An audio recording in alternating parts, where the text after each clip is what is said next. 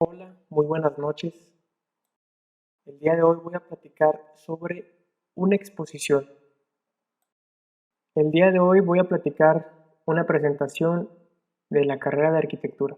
Y durante uno de mis semestres, a mediados de la carrera, llevé la materia de análisis crítico de la arquitectura. Y esto que les estoy compartiendo es la presentación del primer parcial.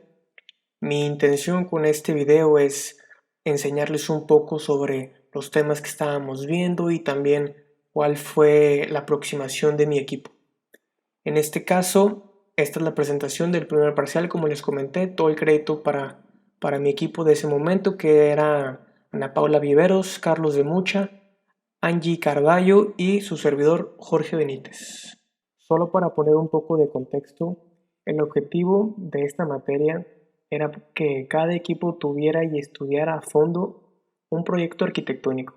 En este caso, para mi equipo, el profesor nos asignó el proyecto que es el Museo de Arte Contemporáneo, también conocido como el MUSAC. Para esta presentación se hizo un análisis desde sus diferentes puntos de perspectiva, lo podemos decir de esta manera, sus metodologías de análisis. Estábamos estudiando la arquitectura con base a dos puntos de vista. La primera manera de entender la arquitectura es por medio de sus componentes arquitectónicos, los cuales aquí se ven listados: forma, estructura, función, espacio, estilo y ornato. Esa es la primera manera de clasificar la arquitectura. La segunda manera en donde cómo podemos clasificar la arquitectura es por medio de sus elementos culturales. En este caso, mencionamos tres: los elementos físicos, históricos y psicológicos. Es muy importante para poder hacer todo este análisis arquitectónico del proyecto, empezar a desglosar un poco de qué trata el mismo, y eso se empieza por medio de su programa, por medio de sus planos, por medio de sus plantas, por medio de sus secciones, por medio de sus espacios y las conexiones entre ellos. Es por ello que estos espacios se categorizan de diferentes maneras. Para simplificarlo un poco, los espacios se clasifican de manera: número 1, espacios de servicio; número 2, circulaciones; número 3, espacios públicos; y número 4, espacios privados. Claro que estas categorías también van a tener unas subcategorías. Y así como mencioné que estos primeros espacios, estas primeras categorías de cómo dividir el espacio, de cómo lo vemos en los planos, en el programa, también van a tener unas subcategorías. Así que cuando hablamos de los espacios de servicio, estamos hablando de los baños, las bodegas, los talleres de restauración y el área técnica. Por supuesto que estoy mencionando los espacios referentes a este proyecto, al MUSAC. Cuando hablamos de los espacios privados, vamos a estar hablando de el área del staff, las oficinas, talleres educativos y salones multiusos. Las circulaciones, que son los pasillos, las escaleras, los lobbies y algunos patios, que también servían como puntos de fluidez, de conexión entre un espacio y otro. Y por último, los espacios abiertos están compuestos, en este caso, por las bibliotecas, el restaurante, el café y las áreas de exposición. Por supuesto que todo esto se entiende de manera teórica, pero va a ser mucho mejor entenderlo de manera esquemática, viendo el dibujo, viendo el plano, viendo el programa. Importante mencionar el arquitecto Luis Moreno Mancilla y el arquitecto Emilio Toñón. Este proyecto es del año 2005 y se ubica en la ciudad de León, en España.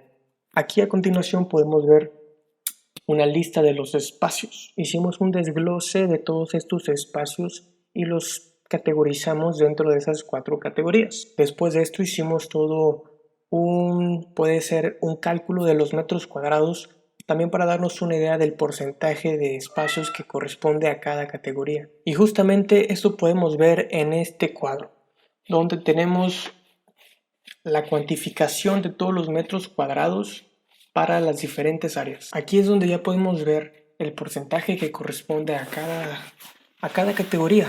Para las áreas públicas estamos hablando del 40% del proyecto. Para los patios constituye el 25% del área total. En este siguiente esquema podemos ver en planta baja y del lado derecho la planta alta para tener las dos plantas del proyecto, y con diferentes colores entendemos a qué se refiere cada espacio, a qué categoría pertenece. En los colores azules podemos ver las salas de exposición. En el color verde vemos la entrada que es solamente una franja. Podemos ver el lobby que continúa después de la entrada.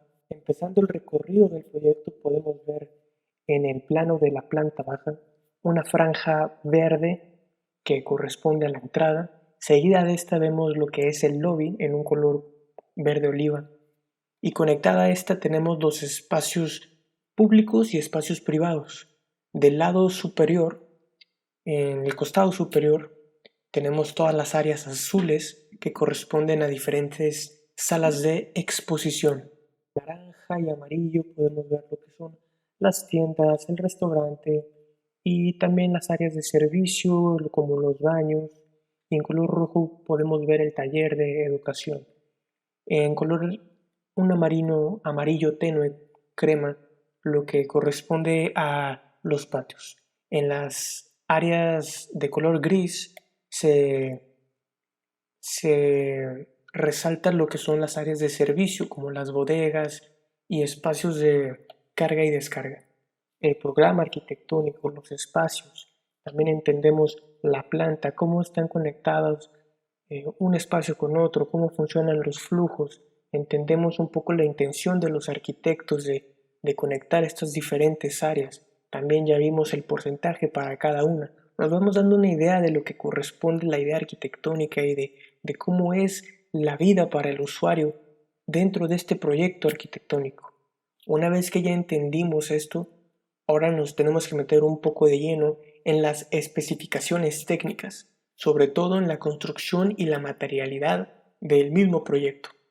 Por fuera podemos estudiar la fachada del proyecto y nos damos cuenta que es una de unos módulos, una fachada rectangular, muy colorida, pero en realidad la estructura del edificio se sostiene por base de estos mismos elementos que acabo de mencionar.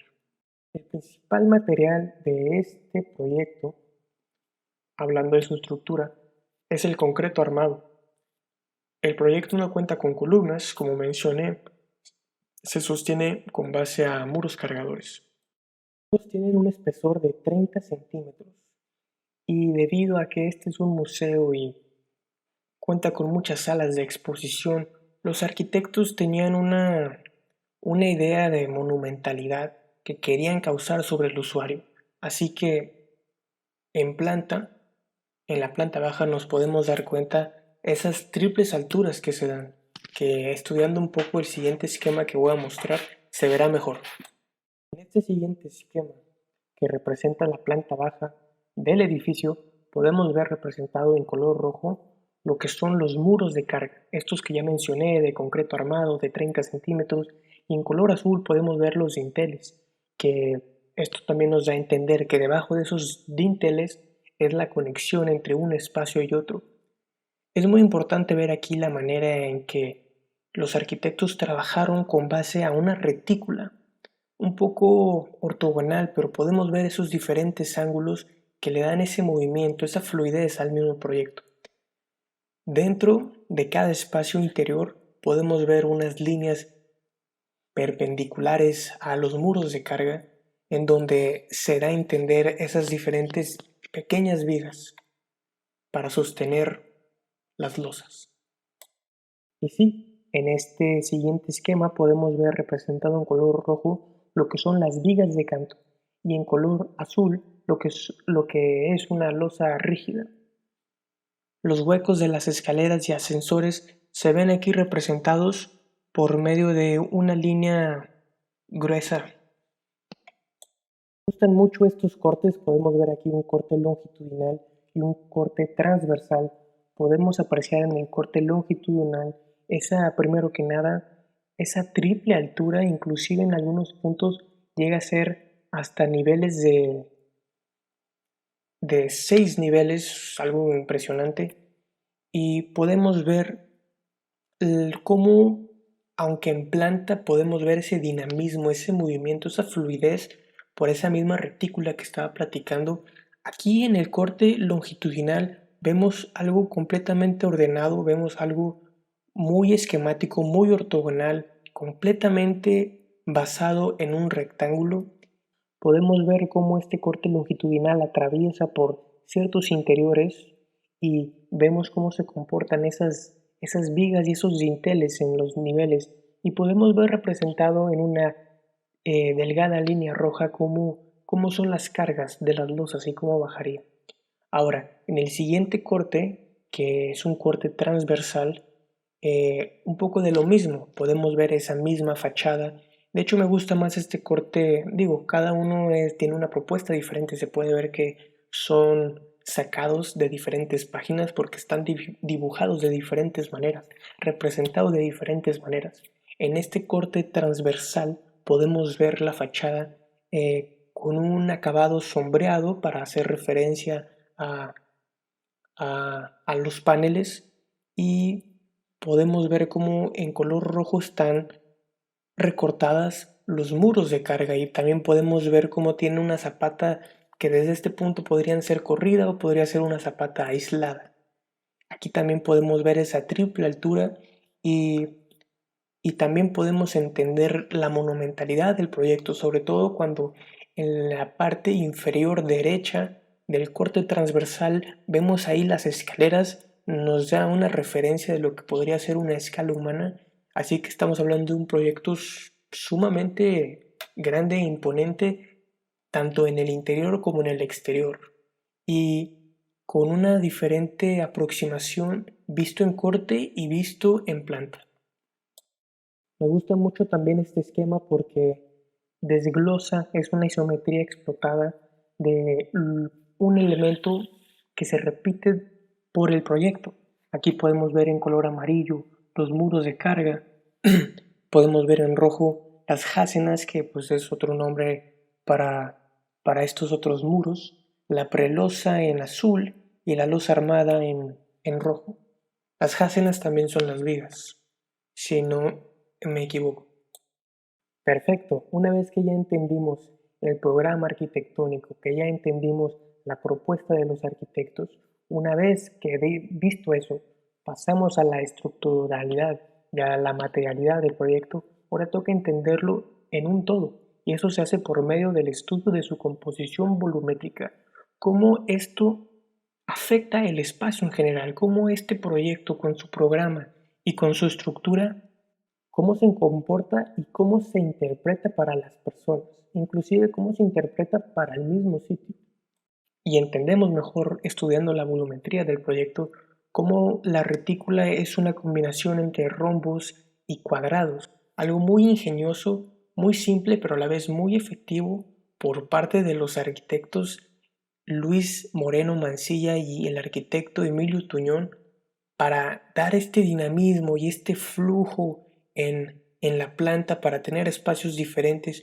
Pero cuando trabajas con retículas, cuando trabajas con módulos, tienes la ventaja de poder repetir una misma estructura, un mismo patrón, y a la vez puedes jugar con los llenos y vacíos, con alturas. Tienes demasiadas diferentes maneras en hacer, aunque trabajes con una retícula, con un módulo, en hacer de cada espacio uno único, uno diferente.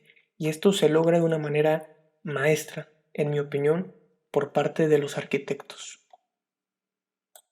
De esta forma, los arquitectos llegan a una composición con esta retícula de llenos y vacíos que se ve interpretado por interiores, exteriores, patios, patios centrales, por así decirlo, y patios exteriores también. Tienes diferentes tipos de patio, diferentes tipos de interiores, tienes un juego de alturas, así que los arquitectos hacen uso de estos diferentes recursos para darle una personalidad a cada espacio. Algo que es muy valioso porque uno como usuario es muy fácil perderse dentro de un programa arquitectónico, sobre todo en un edificio tan grande. Así que bien hecho por los arquitectos.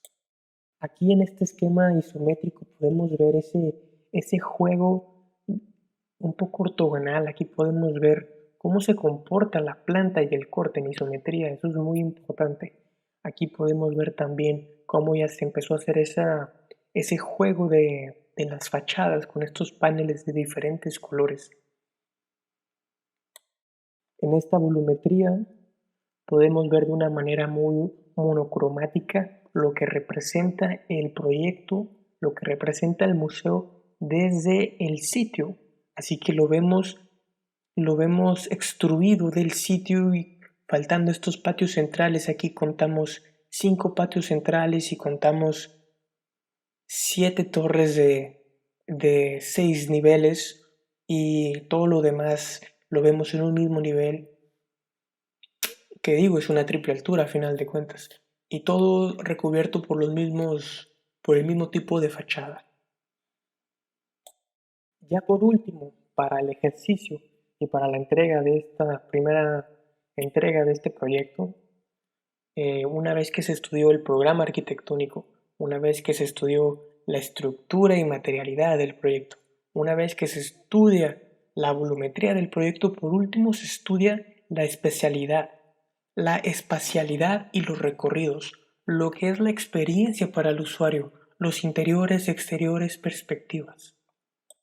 Aquí donde los arquitectos ya empezaron a tomar decisiones teniendo la retícula, teniendo esta planta, teniendo estos espacios ya más o menos predibujados, fue que fueron armando el programa y tomando en cuenta lo que podía representar poner un patio en cierto lugar o evitarlo, fue que fueron entendiendo la mejor manera de armar el proyecto.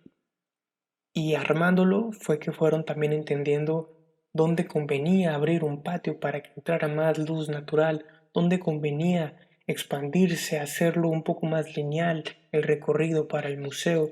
Así que hay una muy inteligente intención de los arquitectos a la manera de hacer el trazo del programa, todo para el recorrido del usuario. Y esto lo podíamos ver en la primera parte del estudio del proyecto, en donde se estudió el programa. Y en este primer par de imágenes podemos ver en la imagen del lado izquierdo lo que es una sala de exposición.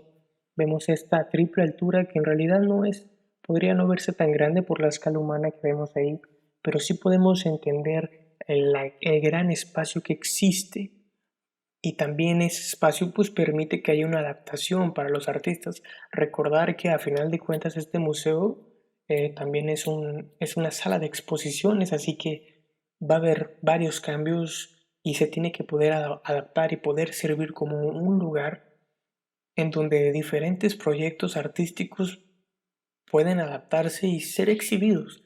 Y aquí podemos verlo en sus muros, en el mismo piso, podemos ver un pedazo de arte, podemos ver esta materialidad de concreto armado en un acabado muy opaco, muy natural, porque eso también es importante dentro de esta sala de exhibiciones, en donde quieres que la arquitectura sea lo más neutra posible, quieres que la propuesta de la exhibición del artista sea la que tome los reflectores. Así que eso también es algo inteligente, no podías tener unos acabados interiores muy llamativos por lo mismo. Vemos unas luces cenitales, unos spots, inclusive en el fondo de la primera imagen podemos ver una entrada de luz natural. Y del lado derecho vemos otra sala de exposición, quizás algo más pequeño, más reservado. En esta última imagen podemos ver lo que es un patio y, y también hay como una exposición en el patio.